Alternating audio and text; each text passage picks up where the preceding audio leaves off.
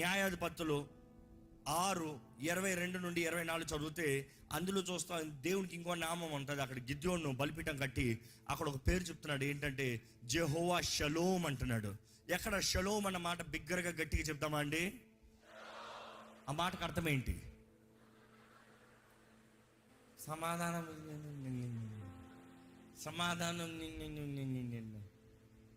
సమాధానము కలుగునుగాక.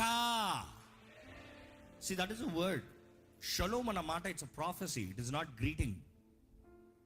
యూదుల సాంప్రదాయం ఎలా ఉంటుందంటే, మనమైతే ఎవరైనా చూస్తే హలో, హౌ ఆర్ యూ అని అడుగుతాం.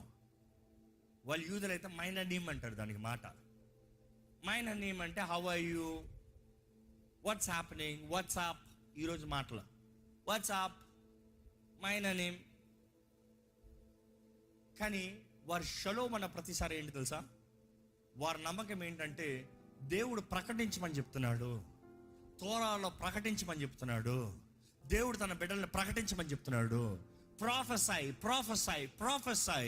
కాబట్టి నేను నిన్ను కలుస్తున్నానా, నీ బ్రతుకు పైన షలోమ్, నీ జీవితంలో షలోమ్, నీ జీవితంలో సమాధానం కలుగును గాక. నువ్వు సమస్యల్లో ఉన్నావేమో, నీకు సమాధానం కలుగును గాక. నువ్వు ఇక్కట్ల పరిస్థితుల్లో ఉన్నావు, నీకు సమాధానం కలుగును గాక. నీకు అర్థం కాని పరిస్థితుల్లో నీకు సమాధానం కలుగును గాక. నువ్వు అనారోగ్యతలో ఉన్నావు, నీకు సమాధానం కలుగును గాక. So every time they meet the others, దేవుని నామంలో, దేవుని ప్రజలుగా జెహోవా షలోమ్ అన్నదానికి సింప్లిఫై చేసి షలోమ్ అనేస్తున్నారు.